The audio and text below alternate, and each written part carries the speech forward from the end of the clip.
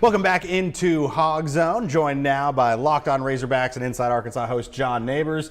John, we're going to look to the future. We're going to do coaching search, and we're going to do kind of lightning round style. We're going to scroll through some guys here. You give me a yay, nay, or a meh. Starting with the man already wearing the right colors, Bobby Petrino. Dropping that interim label? Nay, because listen, Bobby, I love you. He's one of my favorite coaches ever in Arkansas history. But you had to win one game, and it just doesn't seem like that's going to happen. I love him. It was great to have some nostalgia, but I think it's time to move on.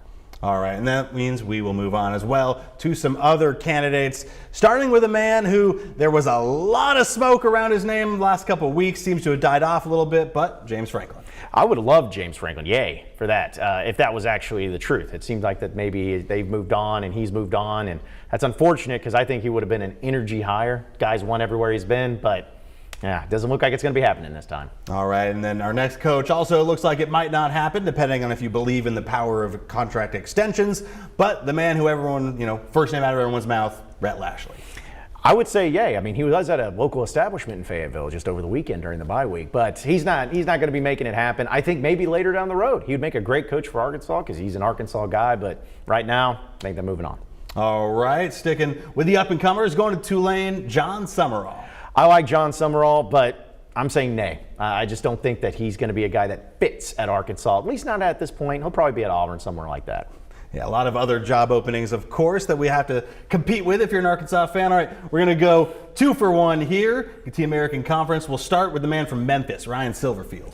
I actually like Ryan Silverfield. I think that he would make a really good coach, but would it be the energizing thing that would get Arkansas fans excited? Not really sure.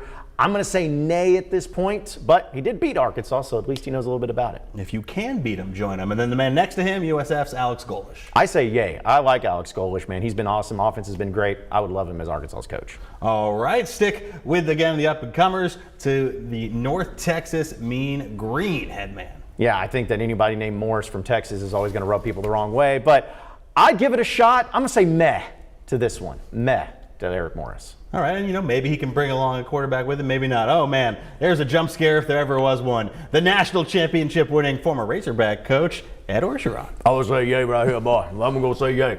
No, I'm just messing with it. He'd say yay. I'm saying nay. He had his chance, can't win at LSU. It'd be funny, but no, I'm saying a nay to Ed Orgeron. Unless he brings Joe Burrow with him somehow. Yeah, sure. All right, how about a man who has kind of on Twitter at least said nay already to Arkansas? That's Dan Mullen, now at UNLV. I think Dan Mullen 10 years ago maybe, but right now I'm going to say meh. I wouldn't mind it. I could get on board with it, but it's just not really going to do for anything for me right now. I'm going to say meh. All right, one more bigger name is the guy who is kind of the Calipari hire, if you think about some things, has won a national championship at his current school. His current fan base thinks the game has passed him by. It might have actually passed him by, though, and that's Dabo Swinney, Clemson head coach. I say yay. I mean, listen, what's the worst thing that can happen? He comes in and wins 8 games a year. That'd be better than anything. So, yeah, give me a big yay for Dabo. And, yeah, no, we're not even going to touch that. Ridiculous. You talked about 10 years ago, 15 years ago. We're not going down the Gus road again. All right.